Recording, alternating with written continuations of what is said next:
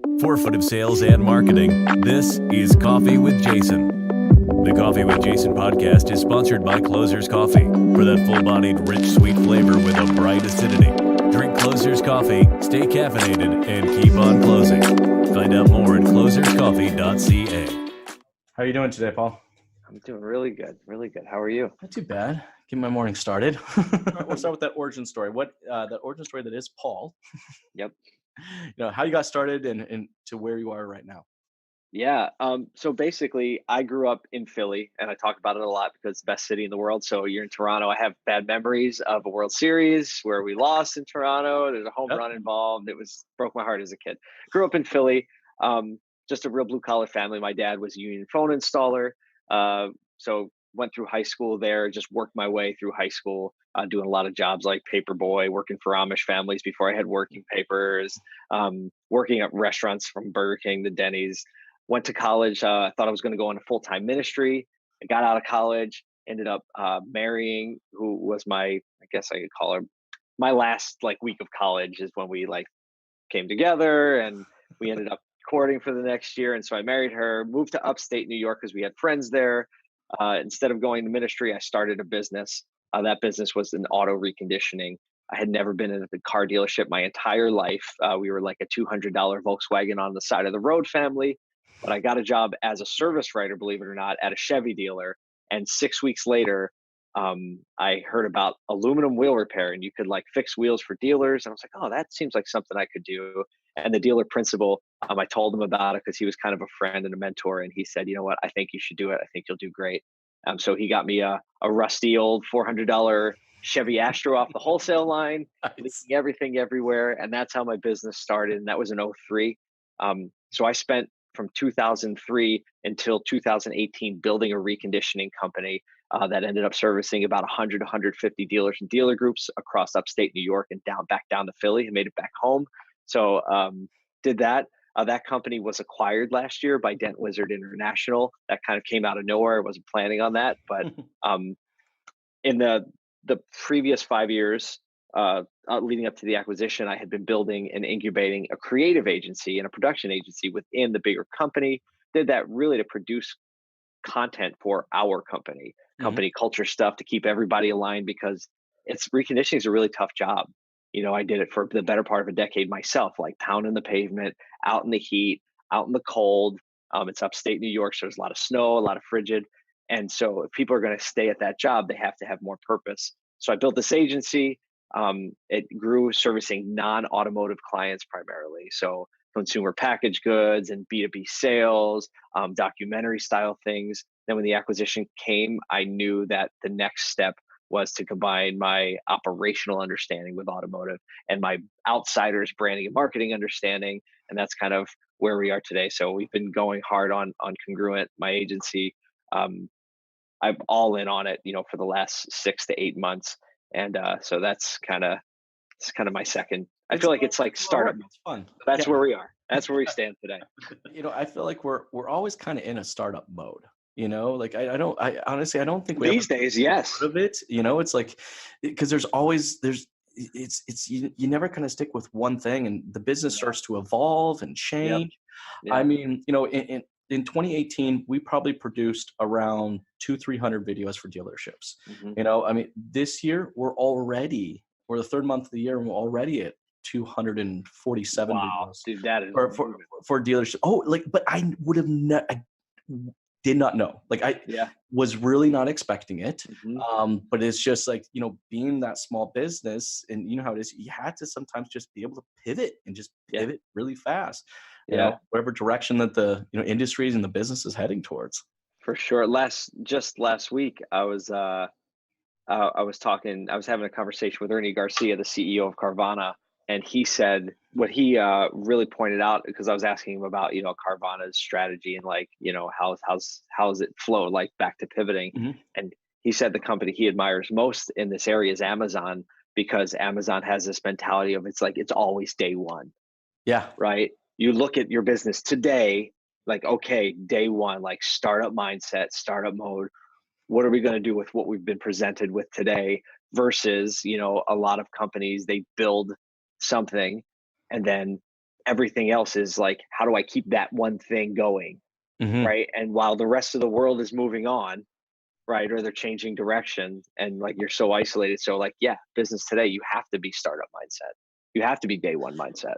And I think for dealerships, that would be actually a really good place for them to start. Yeah. It's I don't think they don't act like a startup, and in a Well, lot it's of an old cases, industry, of course. Yeah. it is an old industry. And in a lot of cases, the current dealer principals that I'm working with, it was their father's business, or in some Yeah. cases, it was their grandfather's business, Mm-hmm. and then they're now taking it over. But, I see the ones, I'm always looking for patterns of success, right? Mm-hmm. And I do see the ones that are real successful right now are treating their dealerships more like a startup, Mm-hmm. right? Like it's not, they're respecting what was the current operations, they're evaluating, how the processes were developed, Mm-hmm. but they're treating it like a new business where it's like, well, is this really fulfilling, the needs of today's customers, or was this a process that was more developed, or an operations that was developed for, customers' needs 5-10 years ago? Because Mm-hmm. it's changed. Yeah. 5 years ago is too long. Right. It's true. Even 5 years, These it's too days, long. like if you're Yeah. like looking, if you're operating on what customers wanted 5 years ago, if you really think about where we were, where websites were, and where the customer experience expectation was 5 years ago, it might as well be 25 years ago. It's different. Yep. It is different. It's fundamentally different. And I agree with you. If dealers aren't willing to, if they're not really willing to upend what they have and not be romantic about it because their father did put it in place, or their grandfather put it in place, or the sales team really likes it this way because it benefits their pay plan the best. Like if dealers aren't willing to be kind of atheistic about that and think like, hey, if we don't build a business that's relevant in 2019, then we're not going to be profitable. We're going to be out of business. We're going to be selling at pennies on the dollar very soon, right? Dealers that aren't willing to do that they're just biding their time, until it happens. So the dealers that you work with, the dealers that we see out there that are being the most successful, have the most unconventional practices. If you were thinking conventional in terms of automotive practices.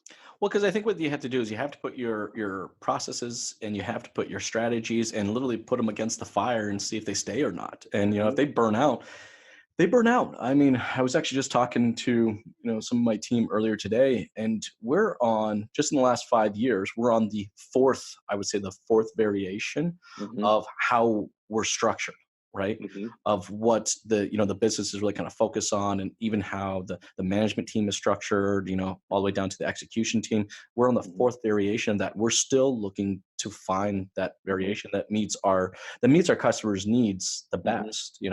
It's like operating systems. Think about it, right? Computer operating Yeah. system, right? It's almost like, as you're saying that, you would think 4.0, it's like beyond that. It's beyond 1.0, 2.0, 3.0. It's almost like we need a new operating system, right? Because now, if you think computer based, right, like software requirements are different, internet requirements are different, security requirements are different. And that's what's happening in the auto industry. It's like the requirements are just different now. So like the fact that you go through that, it's like an operating system.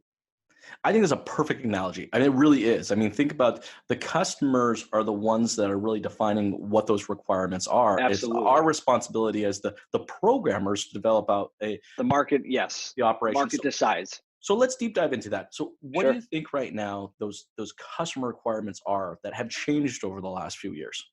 Yeah, I think that the consumer expectation when they do business with any company, it's not just about the product. It's not just about the experience. I mean, we have a lot of focus these days on the customer experience, but I think it's a lot deeper than that. I think people not only want a great experience, right? They want it to be friction free. They want it to be catered to their lifestyle. Like those are all things we're talking about, and that conversation is fantastic.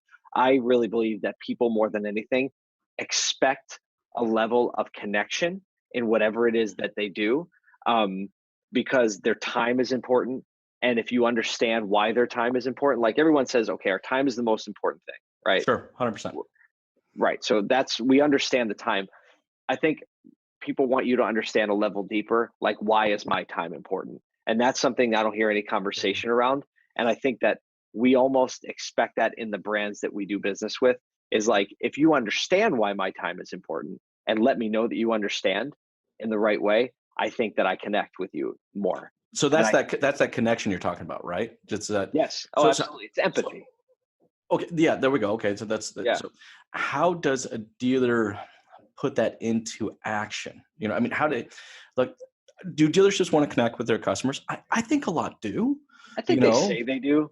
I think there are dealers that do. I think that the automotive world has really been a lot of give to get over the last 10 years, right? So yeah, it used to be like just the hardcore sales game, and it still is in a lot of places, right?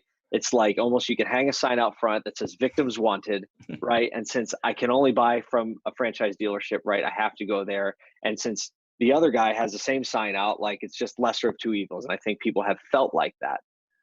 As we progress and as we move forward, I think dealers are like, okay, the customer wants this, so we have to give them this, right? But a lot of times I think it's like through gritted teeth, it's handled in a way that, they look at it and they kind of begrudge it, so then it's like, all right, I'll give you this. Look, see, I care. I have a nice waiting room, buy a car, right? And so I think the next iteration of that is dealers who are willing to kind of open, that's a weird term to use in automotive, but open their heart and say, I really want to care about the person and put that in front of the sale.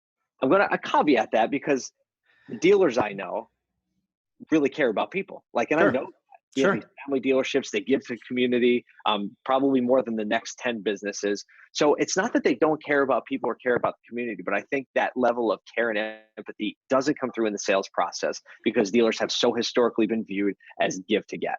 So how do dealers do that? Was your original question that I guess we come all the way back around? It's what's the first steps, right? I mean, because I agree with you in theory, and I think there are a fair amount of dealers are listening to this, and they're doing one of these right now. Their heads are going up and down, and they go, yes, that's right. That's what I've been trying to do. I want to communicate that message to, to my potential customers and my existing customers that I do give a shit, and I do literally have the intention of putting your needs kind of ahead of my own. And look, for the dealers out there, they're kind of shaking their head going, no, I'm not going to do that. Look, if you look at any industry out there that has put the customer in front of themselves, they actually ultimately win. So actually the way to win is putting people in front, putting people ahead of. Funny thing about that. Right. Funny how that works, right? Yeah. So what would you say some of those first steps are to saying, okay, I'm that dealer. Yes, I want to put my customers ahead of me. I want to communicate that message to them. What are those first steps to be able to authentically communicate that message where it doesn't come off as a sales pitch? Well, I think the first thing would really is a mind shift, and it's understanding that you're going to have to do 3 times as much as you think. Like when you get to the point where you think like, hey, I'm doing it, you need to multiply that by 100%. And then when you think, now I'm really doing it, you have to do that again. And I think it's because dealers' perception of themselves is just naturally going to be different. So that's why the first multiplier. The second multiplier is because people have a worse perception of you than you think. And like anything, right? If I feel like you slight me, you're gonna have to work twice as hard, right? To get me back to 0, right? To get me, you should be like, nah, I don't really, that guy's suspect, right? You start there and then do a bunch of work. And then we're like, okay, maybe he's even. And then you're gonna have to do a bunch more work to be like, okay, now I like them. So I think the mind shift is the very first thing. Understand you're gonna have to do 2 to 3 times as much as you think in order to actually get there. Step 1, internal. No, that makes sense. I mean, look, first you got to acknowledge how much work it's actually going to take, right? And it's work, and it's not. It's I'm getting tired of. I'm getting tired of good ideas. You know what I mean by a good idea? Like I'm constantly always being told about good ideas. Yeah. And it's like it's like I get it, but it just seems like a good idea doesn't necessarily always have like a real goal or objective behind it, or some way of actually tracking the return on the investment. Yeah, it's a tactic. Tactics will not fix the problem. So when I talk about specifically branding, but it goes for company culture, it goes for engaging your audience.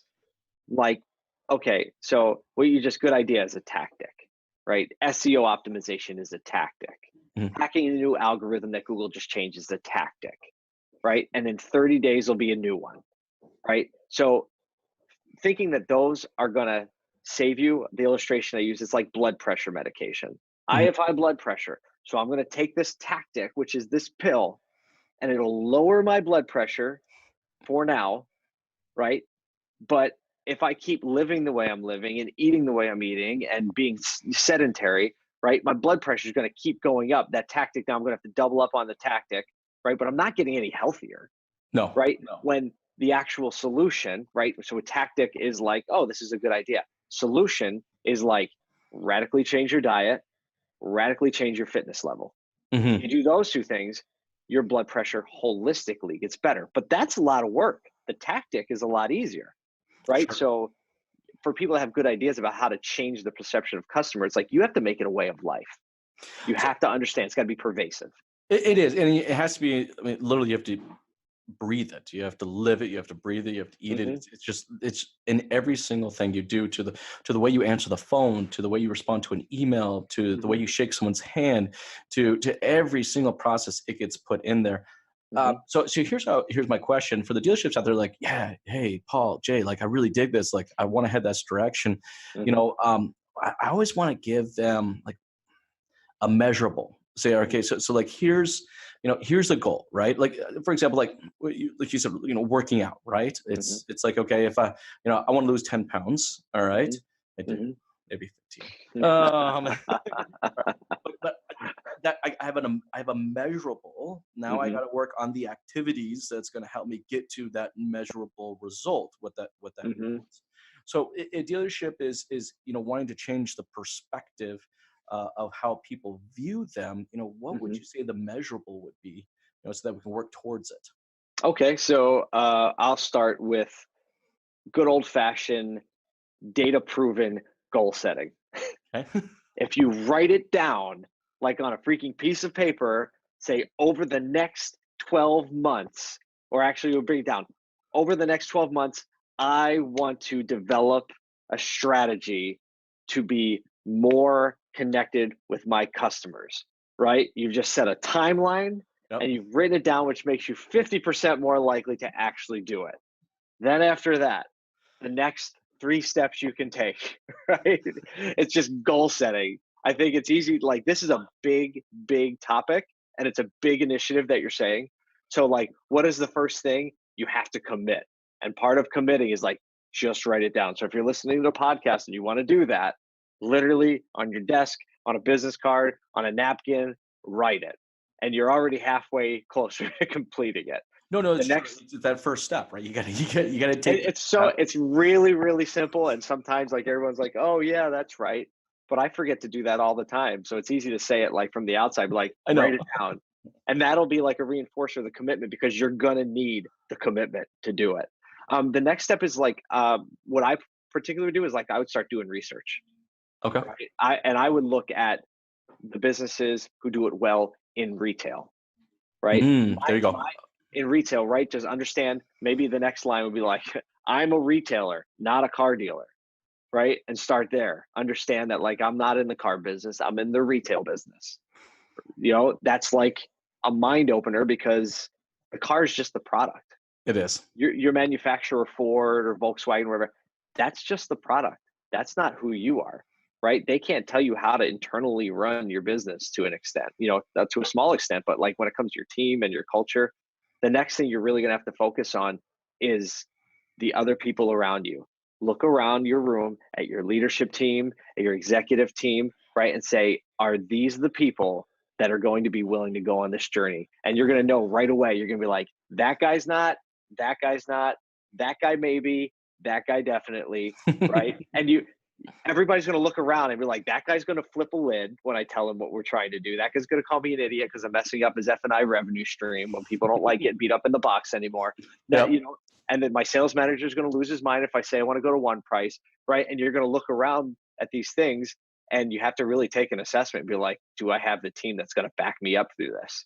So I think that's a really, really good place because you're right. Like you said, this is not a short-term strategy. This is not a short-term game. This is, you got to put the work in to get the results, right? I can lose 50 pounds. I got to put the work in to do so, and if I don't have the right team, if I don't have the right support staff, I'm not going to it's not going to go anywhere, right? No, you need to surround yourself with people that are going to encourage you.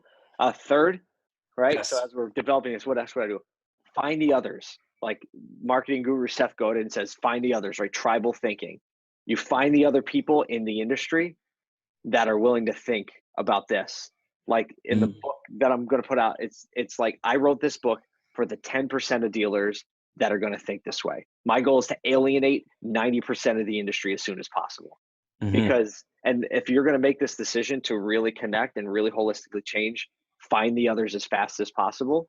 I use the illustration of Olympic athletes, right?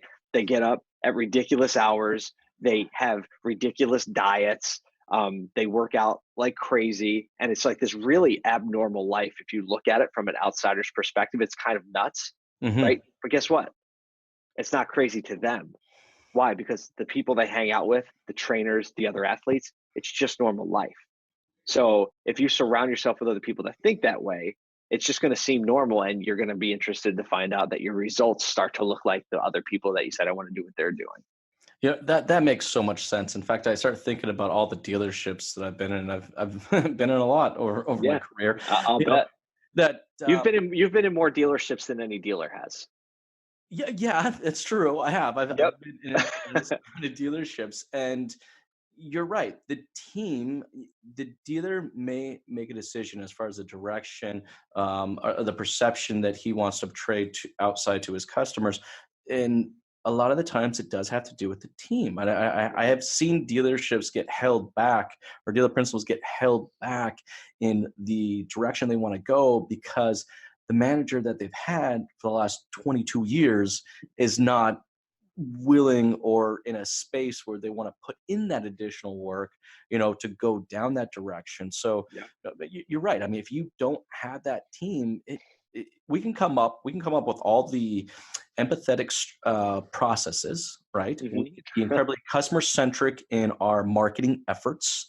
We can do all this, but if your team is not there to really support you and push along that message, it's just going to get, you're right. 100%. Totally makes sense.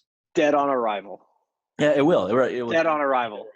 Like that idea is dead man walking. You just don't realize it yet. I think every dealer or any GM or anyone who's listening to the podcast that has had that idea of whatever, fill in the blank, new sales model, new incentive program, new whatever, this new recruiting, whatever it is.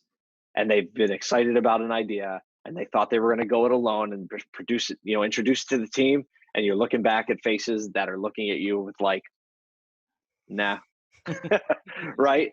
It dies so fast. Every leader has had that experience once in their life, at least. And I think in automotive, right, that happens probably more frequently because I read a book or I went to a conference and I have this great idea, but the team isn't really aligned around it. That it's not going to work. A book that I read is called Entree Leadership by a guy named Dave Ramsey, and he talks about the 3 levels of unity. And the first level of unity is acceptance, where people say, okay, that's the direction you want to go. I accept that. You're my boss, right? The next level is agreement, which is, hey, I agree with that idea, right? And so, okay, you said that. I agree. That sounds good. That's better than acceptance, right? The last level is alignment. So alignment is not only do I agree with it, but I see it as my responsibility to make it happen. To execute on it, right? Right. So that's like alignment is the word. Yeah. Correct. Alignment. So, and depending on your level of preparation and being able to lead your team there, right? The leader is out front and he has to convince people to follow him. Like, so the dealer or the general manager is like the ultimate sales guy. He has to sell it to the sales guys. Yeah, it all trickles downwards, right? I mean, it absolutely does.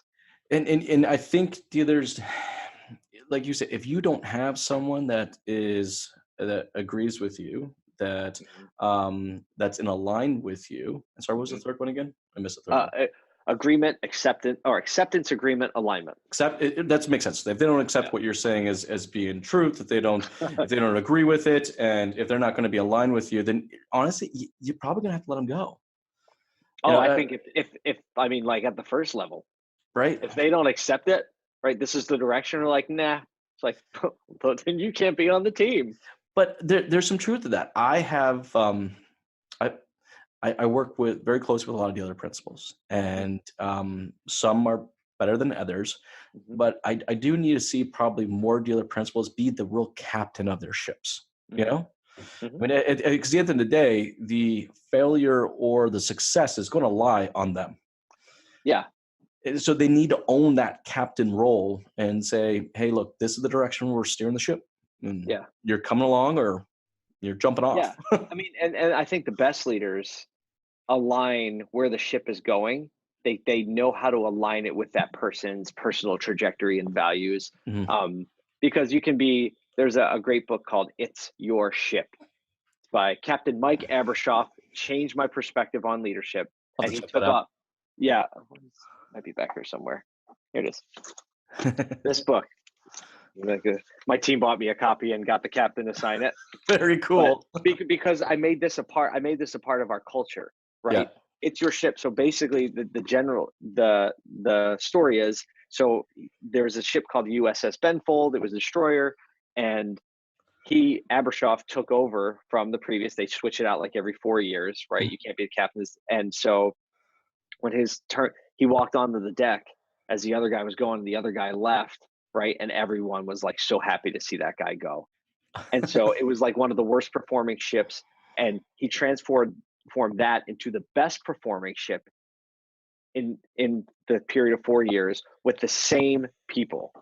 Wow. And that's the thing. So like when you lead, and what he did was like, hey, he talked to every individual member of that crew, brought them into the captain's quarters, understood what drove them, why they were driven, what motivated them, and then aligned what the ship had to do. I mean, and you're thinking like the most bureaucratic, like this is United States Navy. If you talk about SOPs, like, procedures, like you can't change them.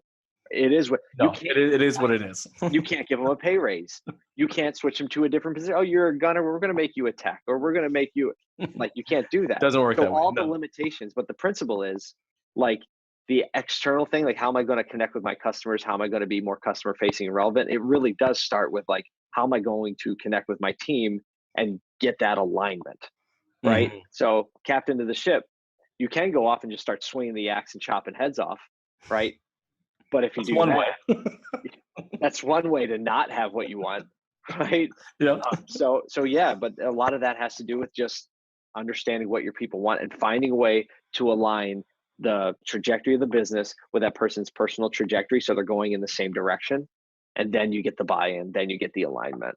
See, I love this, and I'm so glad that we kind of went this direction with this piece, because for years, training, development, and just recently more so coaching has become popular at the dealership. But the one place I don't hear enough about is actual team building at the dealership. It's like we'll train you on the how to sell a car, right? We'll develop out your skills so that you're better at selling a car, and we'll coach you in your performance. Maybe give you a pat in the back, maybe not, depending on the dealership.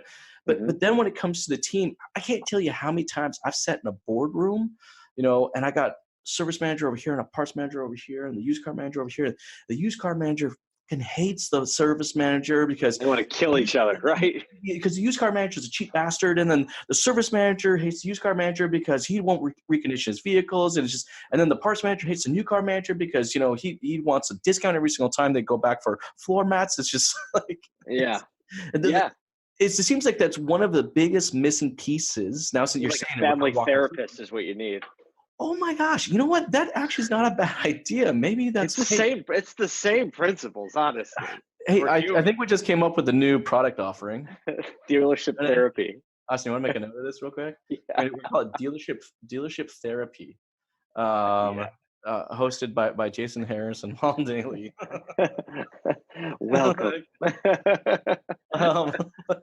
But you're right, though. I mean, that's kind of what it is. I mean, you kind of have to sit down and you got to work through these different part analyses. But right, when they're on board and they're working as a single unit, which is what happened with that boat, is that all of these individuals are now working as a single unit, wrapped around the face-to-face respect that that sounded like the captain was giving. Then they were able probably to then start diving into the processes and yes. See, that's so. Right. Would that be like the next step? Because I'm just trying to think. Like, okay, so let's say you got to start right. Start with the people. Yep. Right. Process, product. Right. The three things: people, process, product. That's business. So yeah, start with the people. The process, because how hard is it to revamp a process if the people don't want to do it? It's like if you've ever tried to move a horse where it doesn't want to go. It's right. It's not happy. You pull it. You can keep pulling it, right? Or if you just like coax him to go and he just walks. So I think it'd be fair, dealerships out there, to say, give yourself a good 90 days. Give yourself a good few months to really develop that team. And team building exercises, if that's what's needed. It's just make sure that you have that team so that before you even talk about, because I feel like with as dealer principals, and I was one myself, is that we want things done fast. Like, wow, we're just gonna do it now. It's like one day I rolled in, I got the month's coming. I got this great idea. I got this great idea, guys. What are we gonna do? Well, we're gonna blow everything up, and we're gonna change it all. We're gonna start selling cars this way instead of we doing it this way. Yeah. I actually did that once to my team. I remember the look on their face was like, can you just go away? It wasn't even acceptance. It wasn't even close. It was like, we're trying to sell cars right now, Jason. Can you just leave? How am I supposed to do that? But I feel like because we get, as business owners, we get passionate about this, so we immediately go in, like a shooting range, and we just want to get as much done as possible. But I think if you step back and before you even start to develop out your process, you take that time to develop out your team, then you start developing out the process. So let's say, hey, we took our first few months, we really got the team on board. Everybody is now, it was united. Is that what you was right?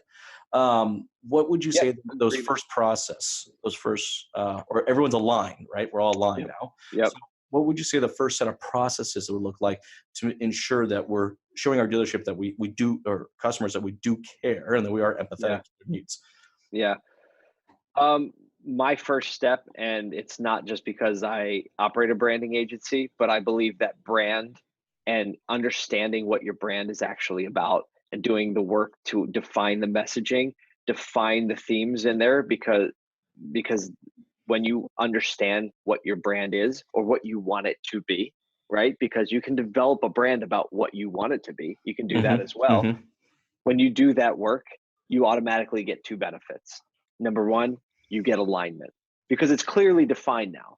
There's no more expectation of what I think it is. Well, what is it to you? Well, what is it to you? Right? So internally, you can't have that, right? Internally, we have to be like, look, I heard a great story. Do you guys have Chick-fil-A in Toronto? No, we don't, but I know exactly what you're talking about. Do you know what it is? Yep. So Chick-fil-A, just restaurant, fast food chain that has insane customer loyalty, insane loyalty of their minimum wage employees. And, you would never think that you could operate a fast food restaurant like this. So they have this interesting concept where they talk about, as our leadership, we decide what we are about. And I'm not talking like macro, because it's a very, they hold a lot of close religious beliefs and all that, not macro, but like operationally, this is how we do it. And when they get all the senior executives in the room, everyone has a different nuance and idea of what they think it is or should be or could be, but they say, we are going to decide on what it is, right? So even if you think it should be something different, it is this. Even if you think it should be different, it is this, and that's a compromise. So the brand development exercises, let your team know this is what we're about. This is the feeling we want people to have when they buy here, when they work here. Everything stems from that. So then as you develop processes, you say, does that line up with what we're about? Yeah. If we're going to answer phone script, does that line up with what we're about? Service intake process, does that line up with payroll, pay period, benefits? Does that line up with what we're about? Hiring, does it line up? And then the next step is like external. As we start to communicate this, what we're showing people, what we're telling people, what they hear when they walk in the building, what they feel just because of the pictures we have up. So the next step is the brand development process, because it's not marketing specific. Branding is defining your soul. No, it is, right? I mean, Yeah. I like to call them, I call them branding cornerstones. All right. Because I like the idea of a cornerstone. The cornerstone kind of, it holds Yeah, up. it's it holds everything It's together. foundational, right? It's, we call it the foundation, we call it cornerstone, but the whole concept is that it holds the weight of everything above it, right? If you think about a foundation, you have maybe multiple pillars within your brand, right? And whatever those pillars may be, maybe those pillars are that you're innovative and tech savvy. That might be a part of your brand. It may or may not be, right? Maybe a part of the brand is that you're just fun. I mean, you got to admit it, that when you think of the car buying process, you don't typically think of a fun experience. So, but maybe that's a part of that personality and you want to make that a part of your brand. Sure. But you're 100%. Well, if that's one of your pillars, I mean, that's really good. Fun is one of your pillars. The cool thing is that when you define what that pillar is, like what you were saying, is that it gives now your process a direction, right? So when you go into, how can I make answering the phone fun? How can I make the F&I process fun? You think that's going to drive processes once that's defined? Right? Absolutely. It forces you now to say, okay, well, this is our brand. This is what we are. Now we're going to have to define out. And I've seen this happen. I mean, unfortunately, I have to admit, I've literally only seen this a handful of times, but when it does happen, it's beautiful. And you actually see it shine on a profit and loss statement. You do. But not immediately. It takes That's why it's a hard time to connect. Yep. Car business is 30 days, year to hero cycles. That's true. Right. And so it's like a fundamental shift in thinking. Like, you will see it on the P&L, because frankly, a lot of the areas that it improves aren't directly measurable. Right. Like retention, you can't measure that from week to week. Right. It's because it fluctuates. But at the end of the year, if you improve your retention and your retention went from like 60% to 75%, do you think your profit line is going to be higher? Yes. Clearly, right? But it's like, I use the illustration. It's like changing the engine of an airplane while it's in the air, right? You got to pull, you can't land the plane. You can't land the plane. You have to keep flying it, but you need a different engine. So what do? You pull the engine out and the plane's going to start to dip, and you got to get the next one in as soon as possible. But the next one, boy, can it go. And it's not a fast thing.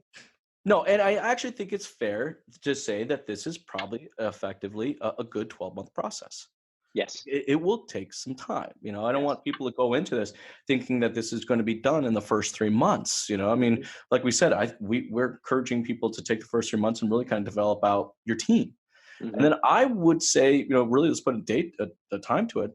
Take the next 3 months to really develop out what the processes are going to be that are in line with what those branding cornerstones, that brand, that whatever you define to be that brand is, right?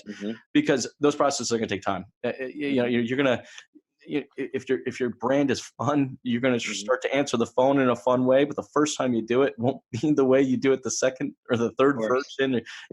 You're going to need some time to give those processes their proper work through, right? And see if they actually stick or not. And then, it's funny because we're marketing guys, and here we are. We've literally spent, majority of the entire podcast talking about operations. But now this is the part where, as a marketing guy, and I'm sure you too, this is where we get excited, because you tell somebody about it now. Boy, does it not give us a story? I mean, this is juicy. This is like beefy, double Big Mac style. I mean, I'm going to bite it. This is something I can, from a marketing perspective, from content development and messaging and, new customer acquisition and existing customer strategies. Like, it's like, I got this big, beefy message now that I get to share. Yeah. And it actually makes the marketing resistance a lot lower, because it's actually what you are. And, the marketing job is to draw attention, generate attention. And when you do that and people actually go through the buying process and have a congruent experience, in the sense where what you sold them was what they actually experienced, it really does start to generate a momentum. It generates reviews, it generates word of mouth, right? It generates brand loyalty. So like repeat stays higher. It does. And that's, unfortunately, I think the marketing results are what dealers have been trained and conditioned to look for on a really immediate basis. Yeah, real right? fast, right? Turn this tactic on, I see what it did. Turn this tactic on, I see what it did. Shut that feature off, cancel a third party, let me see what it does, right? Because those are really real-time things that are happening. The problem is the flip side, if you think about it, so there's actually no legacy value to anything I'm doing. Mm-hmm. Right? Like my investment is the shortest term investment imaginable. It's like day trading, right? It's like, oh, well, the value drops here.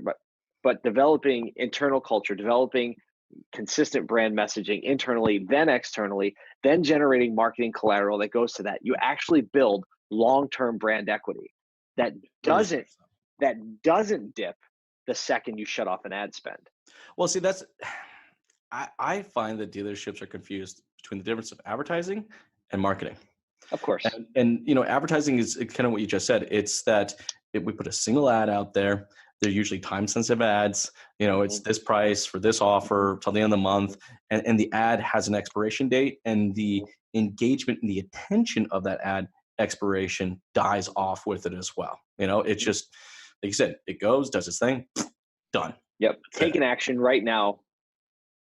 And the next ad is take this action, right? So I find a lot of dealerships think they're actually marketing when in reality they're not. They're just simply running ads. Correct. And there's actually no marketing going on whatsoever, because marketing is taking those stories, that brand, all right, and developing off, engagement and attention, but continuing to maintain and continue to develop out that engagement and attention. It's a beast that just kind of continues to grow and grow and grow and grow, grow until it can be a very, very big thing, right? Mm-hmm. It's building the narrative, right? Yeah. It's not just one punchline in the story. It's the marketing is the narrative, constantly crafting and steering the narrative. Yeah. The ad is an ask. The ad is please do this now. Yeah, there's a big difference, but most dealers recognize that? No. And another big thing that I do see a lot is would be a dealer principal or marketing director, general manager that believes that their brand is really isolated to like their logo or their name. See, my brand is out there. It's like, no, brand is actually, the feeling that people get when they consider your buying or they see your stuff. We all have in our markets those dealers that do a lot of shouting and yelling on TV and things like that. And they have like a really great level of top of mind awareness where everybody in the community knows who they are. They might even seem when they go out like a little celebrity, right? Like a local celebrity, self-made celebrity, and people will recognize them and say hi. And they've convinced themselves that actually means that people want to buy a car from them. It's not the same thing. Just because I know your name, I know who they are. That's it. doesn't mean I want to buy a car from you. It doesn't. Just because I might even want a selfie with you doesn't mean I want to buy a car from you, right? I might say it to your face. Right? But that's totally true, right? I mean, the cool thing was the brand super exceeds any individual. It literally is tied to the company itself. It's not. It's its own person. Yeah, it's its own person. The individuals within the dealership support the growth of the brand. All right, so you have these little brand ambassadors that are supporting those efforts, but they're not. They're just correct. I say they're just expressions of the brand. Yeah, and a brand has a zillion expressions. So there are dealerships. I would agree. I think unfortunately a lot of dealerships out there are probably doing about 80 to 90% advertising and maybe not even 10 to 20% of actual branding effort. Right? Pretty common. That might even be gratuitous. It could be, right? I'm just kind of thinking like, what do I see? And maybe it's even less than that in some cases, right? Yep. But that's what the consumer's looking for. The consumer is not buying ads. I mean, they're not buying into these $250 biweekly offers. I mean, it's noise. Yeah, it's right? Noise. Right? They're buying. They want to own a story before they own a product. you guys get to work with a lot of dealerships. Do you have an example right now that you just, I mean, sure, there's a handful you're probably working with right now. It's like, these guys are just really crushing it. You Yeah. know, is there any examples maybe you can give us that we can, you know, like you said, because what you said about surrounding people that are kind of executing this, right? Yeah. The one that we've worked with the most and we have the most pervasive brand initiative with is the Sun Automotive Group in Syracuse, New York. We have shifted the model from primarily sales-based material to brand first material. And I mean, there've been a lot of operational shifts as well that have gone on, right? And just to indicator, we could have done amazing brand, like beautiful videos and really connected stuff. But if they came in and had a bad experience or it didn't add up, then it would fall apart in 2 months. So, I mean, there's been a lot of operational changes. This dealership just moved to one price model. But the dealer used to be known as the used car king, right? The dealer principal's name is Todd Caputo, and it was Todd Caputo, the used car king, right? That was the brand. That was what people knew. But in this new, like, that worked 10 years ago, right? Very successful, right? Because there's this element of a value warehouse and, like, you know, like, I'm going to get a deal, and like car culture and like what it was and consumer expectations. But now you realize that pricing is really pretty similar across the board. And once people realize that, you're like, well, price is no longer a differentiator. Then what are we trading on, really? Sure. And, you know, we're trading on attention and connection. So we've really revamped the entire brand. Is now it's Sun, SUN, stands for simple, upfront, and nice. So now the Sun Auto Group is simple, upfront, and nice. And really, we talk about the feelings that we want to elicit from those things. So when we make content, and like, all the content isn't even going to be viewable if you go search, because a lot of it's done in, you know, targeted Facebook ads. A lot of it's done in like community management. We still run a little bit of TV, but the material is based around what we think the customer really wants. Yeah. Instead of what we really want them to do. Big difference between asking them constantly, you know, saying, buy here, do this, do this, do this. Instead, we're saying, like, don't you kind of feel this way? And we want the customer to be like, I do kind of feel that way. Yeah. Right. And it's definitely a progressive, and Todd is a very progressive thinker. I would consider him easily within the top 10% of progressive thinkers in the industry, because you're talking about someone who just built an amazing big facility, you know, a number of years ago, and realizes now that people don't want to come in. So he's doing everything he can, honestly, to incentivize people and let them know, hey, you don't have to come in. Right. That takes a lot of detachment from what I really want to be the truth and what the actual truth is. Yeah, I no really kidding. want the truth to be people love to come to shop for a car. But I realize the actual truth is that they don't. Right. Back to that initial mindset, like very bad beginning of our conversation. What's the first thing you do? Well, you realize, like, what do you want to accomplish? Well, I want to understand the actual truth. So that's the best example. And we have some others that we're in the middle of initiatives with that we'll have a lot more to show and talk about soon. But some other groups that do it great in the US, I think Maury's Automotive Group, the Midwest does it well. Champ Automotive does it well. You look at, obviously, disruptive companies like Carvana, who will say they're not a dealer, right? We're not a dealer. We sell cars, we're not a dealer. You know, and they capitalize on the customer sentiment. So you go watch Carvana ads on YouTube and you realize really quickly, once you get past that offense, right? Like, oh, they're painting me in a bad light. It's like, no, actually, they're taking the same customer data that I hear at every conference I go to, which is only dealers in the room, the same data. And they're saying, oh, well, we're just going to create content that empathizes with that data. Well, right? So they didn't come up with it. No. We're just listening to the customer and saying, hey, let's try to give you what you want. That's cool. Thank you so much for the examples, and I really encourage anybody that's on here to check some of these guys out. Look, it's a process, right? And like we said, we stated this is at least a minimum of a 12-month process, and it starts with your team.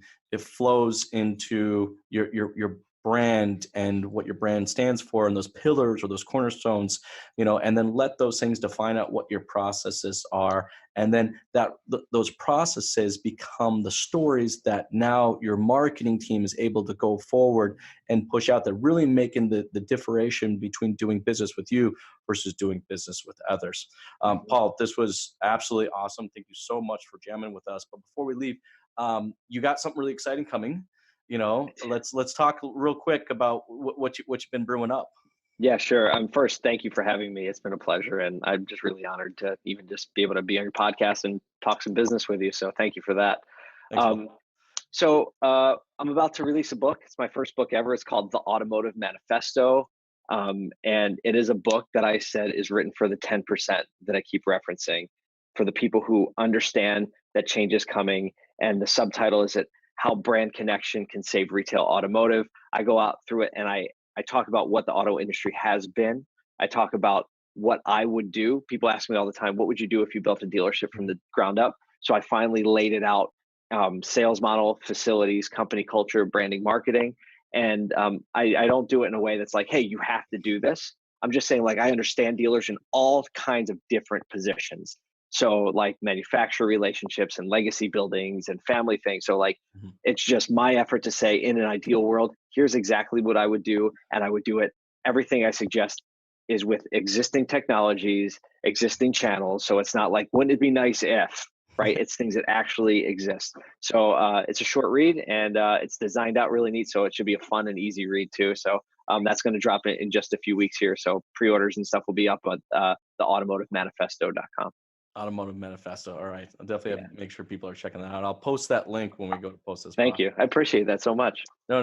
I'm looking forward to getting my reading it as well. Paul, for anybody out there that'd like to connect with you and keep jamming with you, what's the best way to connect with you? I try to create as little friction as possible, so I'm on just about every social channel. From LinkedIn to Instagram, where there's a little more personal stuff and behind the scenes, Facebook, Twitter.